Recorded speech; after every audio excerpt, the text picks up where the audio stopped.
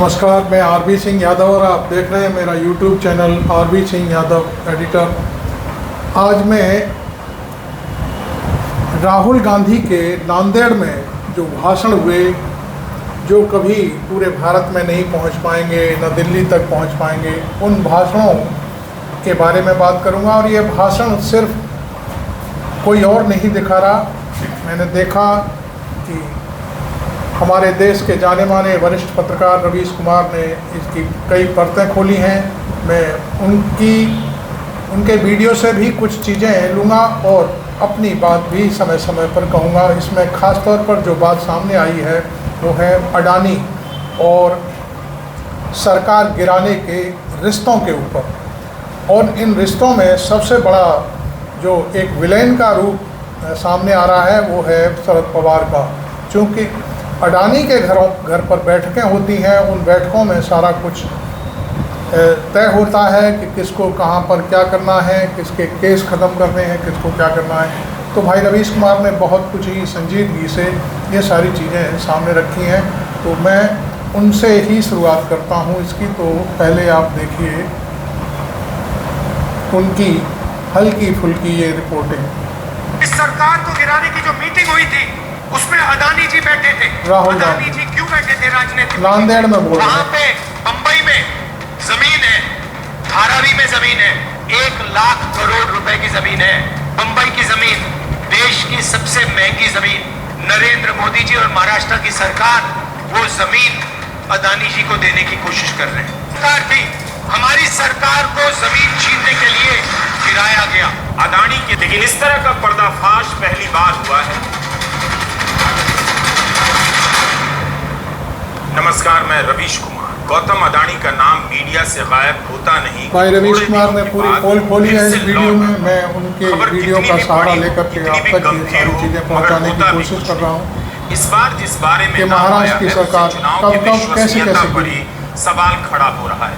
अभी तक यही पढ़ने को मिलता था। कांग्रेस आरोप लगाया करती थी कि मोदी की सरकार अडानी की सरकार है, मोदी अडानी के लिए काम करते हैं। अब इन आरोपों में एक और आरोप जुड़ गया है। केवल मोदी अडानी के लिए काम नहीं करते, अडानी भी मोदी के लिए काम करते हैं। आपकी सरकार छीनी गई, चोरी की गई। किसने चोरी की?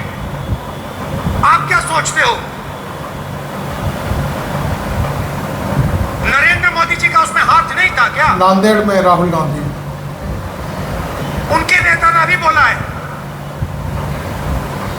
कि सरकार को गिराने की जो मीटिंग हुई थी उसमें अडानी जी बैठे थे।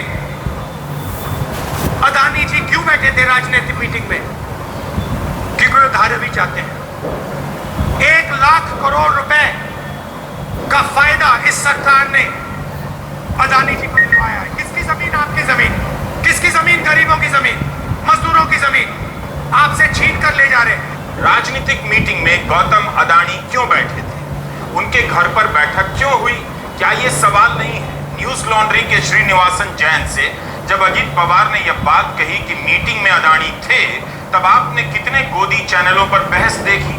राहुल गांधी ने नांदेड़ की रैली में जो कहा वो नांदेड़ से बाहर नहीं पहुंच पाएगा, क्योंकि उनके इस बयान को गोदी मीडिया जनता के बीच पहुंचने ही नहीं देगा। यह भी सोच लीजिए कि जिसे आप चुनने जा रहे हैं वो कब किसके पैसे के हिसाब से पाला बदल लेगा, इस पर आपका बस नहीं है। क्या आपको लगता है कि नतीजे का कोई रूल है, या नतीजा वही होगा जो खरबपति के हिसाब से होने वाला है? अगर खिलाफ में सरकार बन भी गई तो वो सरकार कब तक चल पाएगी? 2019 में महाराष्ट्र की जनता ने देवेंद्र फडणवीस के खिलाफ वोट दिया, उनकी सरकार नहीं बनी थी। लेकिन नवंबर 2019 में एक दिन अचानक सुबह सुबह राजभवन में अजीत पवार और देवेंद्र फडणवीस को शपथ दिलाई जाती है। 80 घंटे के बाद सरकार गिर जाती है, क्योंकि अजीत पवार अपने पाले में लौट आते हैं। फिर कुछ समय के बाद उद्धव ठाकरे की सरकार बनती है, जिसमें कांग्रेस और एनसीपी शामिल होती है। अजीत पवार उप मुख्यमंत्री बनते हैं। 2 साल तक सरकार ठीक ठाक चल रही होती है। तभी अचानक से जुलाई 2022 में विधान परिषद के चुनाव के बाद शिवसेना तोड़ दी जाती है और सरकार बनती है उनकी, जिनकी पहली बार 80 घंटे भी नहीं टिक पाई। एक साल बाद अजीत पवार एनसीपी में विद्रोह कर देते हैं और अपने विधायक दल के साथ शिंदे सरकार में शामिल हो जाते हैं, उप मुख्यमंत्री बनते हैं। इस बार कांग्रेस नहीं टूटती है, लेकिन एनसीपी और शिवसेना का 1/2 हो जाता है। श्रीनिवासन जैन से अजीत पवार ने क्या कहा और शरद पवार ने क्या कहा, उस पर आने से पहले यह सब याद दिलाना जरूरी था। आपने देखा तो था टीवी पर रातों रात महाराष्ट्र के विधायक गुवाहाटी के 5 स्टार होटल में पहुंच जाते हैं, वहां से गोवा लाए जाते हैं और मेज पर खड़े होकर डांस करते। वो मेज पर डांस नहीं कर रहे थे, आपकी बुद्धि और विवेक पर चढ़कर डांस कर रहे थे। पब्लिक को लग रहा था कि धर्म की रक्षा में लगा दी गई है और उसे होश ही नहीं पूछने के लिए कि किसके पैसे पर ये विधायक नाच रहे हैं, इन्हें पार्टी तोड़कर डांस करने का कितना पैसा मिला होगा। राजनीति का यह गंध महाराष्ट्र की जनता के खाते में जमा होने वाला है, जो अपनी गरीबी के साथ साथ इस गंध को भी ढोती रहेगी। इस तरह के नेताओं को चुनकर अपना भला करने का सपना कब तक देखती रहेगी? क्या आपको इसमें कुछ भी अजीब नहीं लगता कि महाराष्ट्र में सरकार बनाने की बैठक अदानी के घर पर होती है और उस बैठक में वे भी मौजूद हैं जहां अमित शाह भी हैं? ये मेरे और अंबानी जी के बीच में है। मोदी जी क्या कर रहे हैं? मैं सीधा अंबानी को वोट क्यों नहीं दे सकता?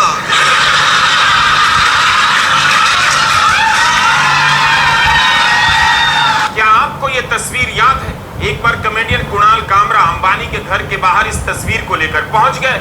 इस तस्वीर का यही मतलब था कि जब सरकार अंबानी के लिए ही चलनी है तो क्यों ना उन्हें ही सीधे प्रधानमंत्री मान लिया जाए। कुणाल कामरा उस वक्त गलत घर के सामने खड़े हो गए। उन्हें अदानी के उस घर के बाहर खड़ा होना था जहां महाराष्ट्र सरकार बनाने की बैठक हुई, लेकिन उनकी यह ऐतिहासिक तस्वीर जनता के सामने मूल सवाल उठा रही थी, जिसे जनता ने न तब समझा न अब समझ पाएगी। आप राजनीतिक दल को चुनते हैं और उनकी सरकार बनाने की मीटिंग किसी बिजनेसमैन के घर पर होने लगे, तब फिर चुनाव का क्या मतलब है? फिर तो आप सीधे उसी बिजनेसमैन को वोट दीजिए, उन्हीं को नेता मान लीजिए। यही बात तो कांग्रेस अध्यक्ष खड़गे भी कह रहे हैं कि राजनीति करनी है तो नेता के लिबास में आइए, धर्म के लिबास में नहीं।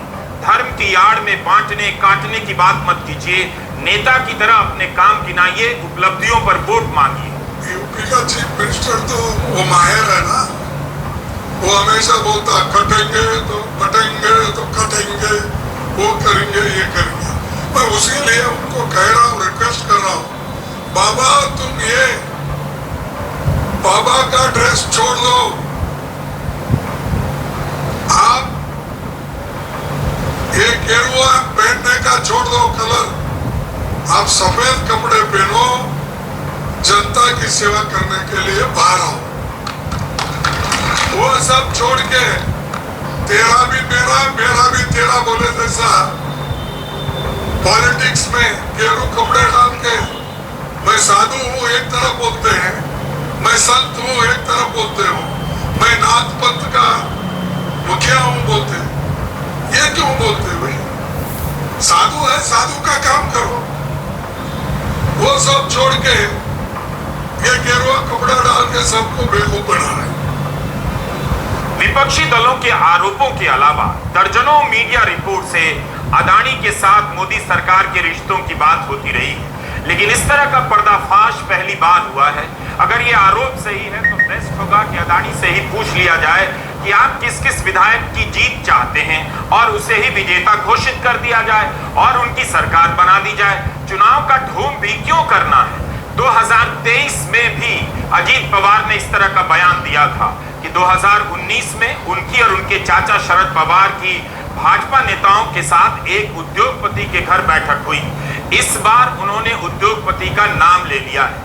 न्यूज लॉन्ड्री के लिए श्रीनिवासन जैन के इंटरव्यू में अजीत पवार ने कहा कि 2019 के विधानसभा चुनाव के नतीजों के बाद यह मीटिंग हुई। अमित शाह, देवेंद्र फडणवीस और शरद पवार और गौतम अदानी मौजूद थे। अजीत पवार की जुबान नहीं फिसली। एक साल पहले भी उनका बयान था कि सरकार बनाने की बैठक उद्योगपति के घर हुई, उस बैठक में उद्योगपति मौजूद थे। एक साल बाद अजीत पवार ने उस उद्योगपति का नाम ले लिया, गौतम अदानी। मीडिया में खबर छपी है कि अजीत पवार ने कहा है उनके बयान को तोड़ मरोड़ कर परोसा गया, लेकिन इसमें आपको कहां दिख रहा है कि बयान तोड़ा और मरोड़ा गया? जैसा उन्होंने कहा है वैसा ही बयान जारी हुआ है और श्रीनिवासन जैन न्यूज लॉन्ड्री ने अपने ट्विटर हैंडल पर भी ट्वीट किया है। श्रीनिवासन जैन से अजीत पवार कहते हैं कि आपको मालूम नहीं है, उस बात को 5 साल हो गए, सबको मालूम है कि कहाँ मीटिंग हुई, दिल्ली में किस उद्योगपति के घर में मीटिंग हुई थी। उस मीटिंग में अमित शाह थे, गौतम अडानी थे, प्रफुल्ल पटेल थे, देवेंद्र फडणवीस, अजीत पवार थे और पवार साहब थे, सब थे। अजीत पवार ने मोदी दौर की राजनीति का सारा खेल सामने ला दिया। कल्पना कीजिए और क्या क्या होता होगा इस देश में। आपके बच्चों को कस्बों के रद्दी कॉलेज पकड़ाकर उन्हें धर्म की रक्षा में लगा दिया गया है और इधर मीटिंग में सरकार बन रही है। अजीत पवार के बाद श्रीनिवासन जैन ने शरद पवार से भी बात की। 2019 की उस बैठक के बाद अजीत पवार और शरद पवार में खींचतान शुरू हुई। अजीत पवार ने देवेंद्र फडणवीस की सरकार को समर्थन दे दिया। ये मामला लंबा नहीं चला और सरकार गिर गई। शरद पवार ने भी मीटिंग की बात मानी। श्रीनिवासन जैन से कहा है कि जिस उद्योगपति के घर वो हाई प्रोफाइल बैठक हुई थी वो कोई और नहीं बल्कि गौतम अडानी थे। उन्होंने अजीत पवार की बात का खंडन नहीं किया बल्कि यह भी कह दिया कि अडानी केवल बैठक में शामिल नहीं थे बल्कि बैठक अडानी के ही घर पर हुई। उन्हें डिनर के लिए बुलाया गया जिसमें वो अजीत पवार को साथ ले गए थे। शरद पवार कहते हैं गौतम अडानी मेरे मित्र हैं इसलिए उनके घर पर मीटिंग हुई। मैं उन्हें तब से जानता हूं जब गौतम अडानी को कोई नहीं जानता था। अजीत पवार के बयान को लेकर कांग्रेस बोल रही है लेकिन शरद पवार खुलकर अडानी से अपनी मित्रता की बात करते हैं, कांग्रेस नहीं बोलती है। जैसे बीजेपी अजीत पवार का कुछ नहीं कर पा रही है। दाऊद के सहयोगी से जमीन खरीदने, मनी लॉन्ड्रिंग के केस में जेल जाने और जमानत पर बाहर आने के बाद भी नवाब मलिक अजीत पवार की पार्टी से चुनाव लड़ रहे हैं। ये सारे आरोप बीजेपी के लगाए हुए हैं। बीजेपी ने उनके खिलाफ कोई आंदोलन नहीं चलाया है।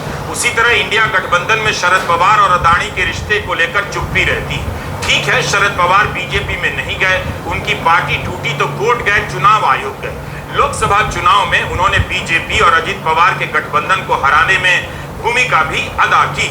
सितंबर 2019 में महाराष्ट्र में विधानसभा चुनाव होने वाला था। ईडी ने महाराष्ट्र बैंक कोऑपरेटिव स्कैम मामले में शरद पवार का नाम ले लिया। समन आए उससे पहले ही शरद पवार ने कहा मैं खुद को ईडी के हवाले करने जाऊंगा। सबके हाथ पांव फूल गए। मुंबई के कमिश्नर को उन्हें मनाना पड़ा कि ऐसा मत कीजिए। फिर दोबारा कभी यह मामला सुनाई नहीं दिया कि ईडी ने बुलाया है या नहीं। उस मामले में अजीत पवार और उनकी पत्नी को क्लीन चिट मिल गई है। शरद पवार का मामला कहां गया, उस पूछताछ का क्या हुआ? जाहिर है जांच एजेंसियों का राजनीतिक इस्तेमाल हो रहा है पार्टी तोड़ने में, सरकार गिराने में। शरद पवार के संबंध बिजनेसमैन से रहे लेकिन उन्हीं के नहीं, तमाम नेताओं के रहे। सिर्फ इतना कह देना कि अडानी के साथ उनकी मित्रता है क्या काफी है? क्या जनता को अजीब नहीं लगता कि देश की ये हालत हो गई कि अडानी के घर बैठक रखनी पड़ती है जिसमें शरद पवार जाते हैं, गृह मंत्री अमित शाह जाते हैं। जिस शरद पवार पर प्रधानमंत्री मोदी ने क्या क्या आरोप नहीं लगाए भ्रष्टाचार के, उनके साथ गृह मंत्री अमित शाह अडानी के घर मिल रहे हैं। कांग्रेस और उद्धव ठाकरे की शिवसेना क्या इस बात को लेकर आश्वस्त है कि अडानी के घर सरकार बनाने की अगली बैठक में शरद पवार नहीं जाएंगे? कांग्रेस के राहुल गांधी ने अडानी के घर बैठक वाली बात को उठाना शुरू कर दिया है। उद्धव ठाकरे ने इस तरह से इस मामले को लेकर हमला नहीं बोला है।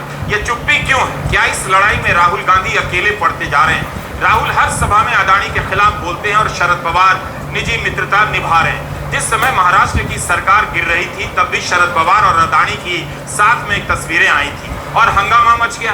अब 5 साल बाद यह जानकारी बाहर आई है कि बंद कमरों में कुछ लोग एक राज्य के लोगों के जनादेश को रौंद रहे थे। शरद पवार की मित्रता होगी अडानी से लेकिन उनके घर पर दोस्तों की बैठक तो नहीं हुई थी। अजीत पवार ने तो शरद पवार पर भी आरोप लगाए हैं कि पार्टी टूटी तो सारी बातें शरद पवार को मालूम थी।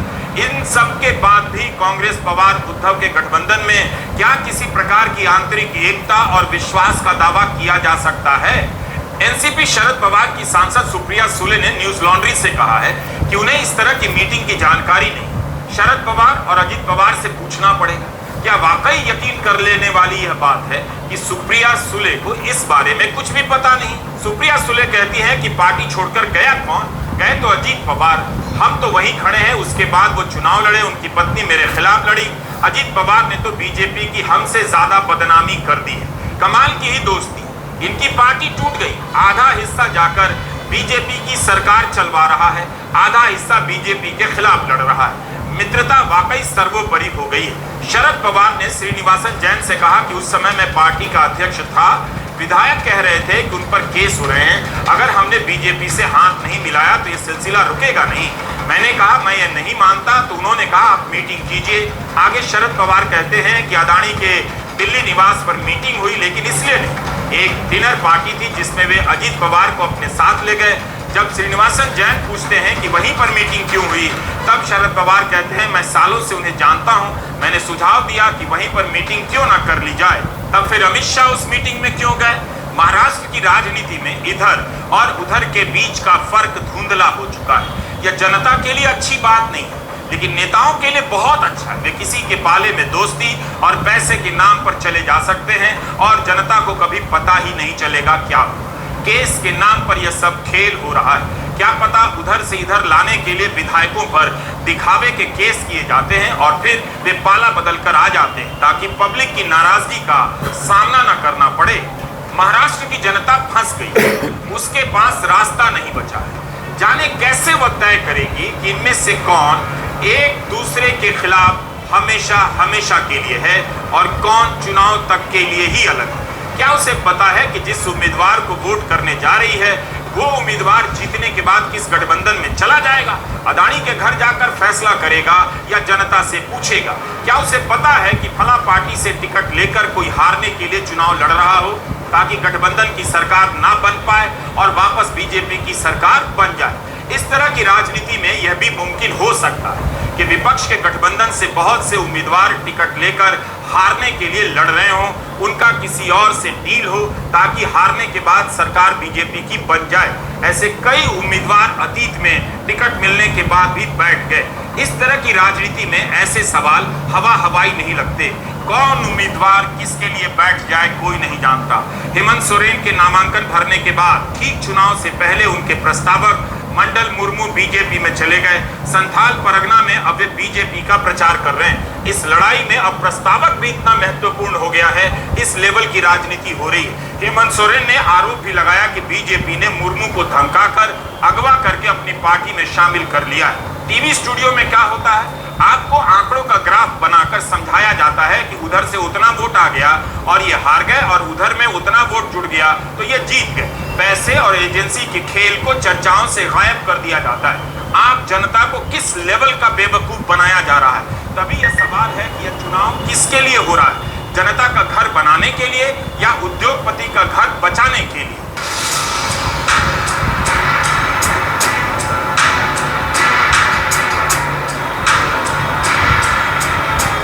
अजीत पवार बारामती से चुनाव लड़ रहे हैं, 1 लाख से अधिक वोटों से जीतने का दावा कर रहे हैं। इसके अलावा जिन सीटों पर अजीत पवार की एनसीपी लड़ रही है उन सीटों पर मतदाता उनके उम्मीदवार को अपने लिए वोट कर रहा है या अजीत पवार को केस मुकदमों से बचाने के लिए वोट कर रहा है। इस चुनाव में उस मतदाता की क्या भूमिका बची है उसे सोचना चाहिए।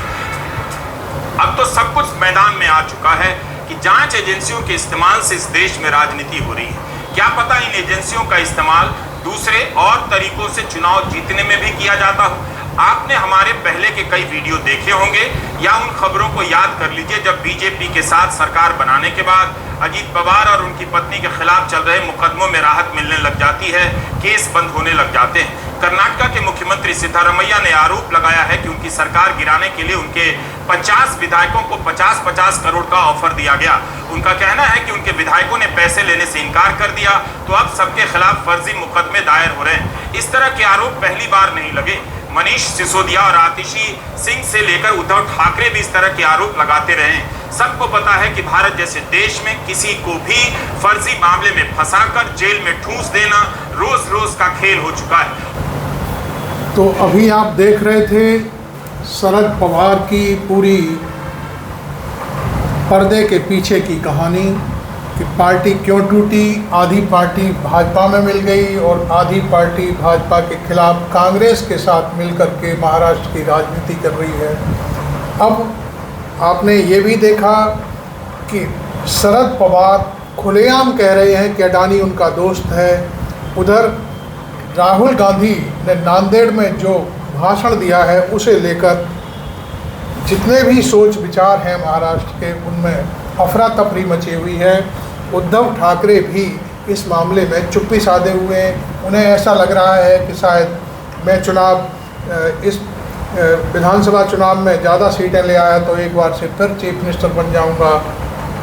हर एक की अपनी अपनी ढपली, अपना अपना राग है, लेकिन मैं समझता हूं कि अडानी के खिलाफ जो राहुल की मुहिम है वो किसी भी सूरत में अब दबने वाली दिखाई नहीं देती है, क्योंकि अडानी इस सारे मसले में जहां नरेंद्र मोदी अडानी की मदद करते हैं, वहीं अडानी भी किसी न किसी रूप में नरेंद्र मोदी की भाजपा की मदद करते हैं। एक आपने वीडियो देखा सिद्धारमैया साहब का, उन्होंने कहा है कि मेरे विधायक 50 विधायकों को तोड़ने के लिए एक एक विधायक को 50-50 करोड़ रुपया देने की पेशकश की गई थी। तो ये बहुत सारी चीज़ें हैं जो अंदरूनी सबके सामने नहीं आती। वोट जनता किसी को दे रही है और वो विधायक बिक करके फिर दूसरे पाले में चला जाता है, उसे खरीदने के लिए सेठ बैठा हुआ है। और राहुल गांधी यही तो बात कह रहे हैं बार बार कि भाई ये सब हो क्या रहा है। भले ही मैं समझता हूँ कि राहुल गांधी को इस बात की अब कोई परवाह नहीं है कि शरद पवार, उद्धव ठाकरे उनके साथ रहें नहीं रहें, उन्हें कोई लेना देना नहीं है, क्योंकि वो किसी रेस में नहीं है। वो देश की राजनीति कर रहे हैं और देश की जनता के लिए वो मुद्दे उठाते हैं। आज आपको मालूम है कि राहुल गांधी ने लगातार अपनी जो बात थी कि वो हर हालत में इसी संसद में जो देश में जो जातीय जनगणना है उसे करा करके ही दम लेंगे। तो खैर, आपने आज का ये वीडियो देखा, आपको पसंद आया हो तो इसे शेयर करें और लाइक करना बिल्कुल ना भूलें। आप इस वीडियो को कहाँ से देख रहे हैं आप ये भी लिखें। मैंने कुछ हिस्सा रवीश के वीडियो से लिया है, उनकी जो एनालिसिस है वो यहाँ बहुत ज़रूरी थी आप लोगों को दिखाना। उन्होंने पूरी कलई खोल के रख दी, पूरा पर्दाफाश कर दिया कि अडानी के घर पे मीटिंग हुई, उसमें शरद पवार, गृह मंत्री अमित शाह, अजीत दादा और फलाने दादा, जेडीएम के दादा, जो कुछ भी थे वो सब मौजूद थे और सरकार टूट गई। तो ये सारा मसला क्यों हुआ? वो ये था कि धारावी की जो ज़मीन है वो अडानी को मिल जाए। तो ये सारी चीज़ें मैंने आपको इसलिए पेश की कि देश में क्या चल रहा है, अंदरूनी आपको बहुत सारी चीज़ें मालूम नहीं होती, इसलिए ये चीज़ मैंने आपके सामने रखने की पेशकश की और इसमें मैंने सहारा लिया है भाई रवीश कुमार जी के वीडियो के कुछ अंश डाल करके। तो अभी तक आपने मेरा चैनल सब्सक्राइब नहीं किया है तो ज़रूर कर लें और मुझे मेरी पत्रकारिता को पसंद करते हैं आप तो एक बार मुझे फॉलो कर सकते हैं। Thank you very much. मैं आरवी सिंह यादव।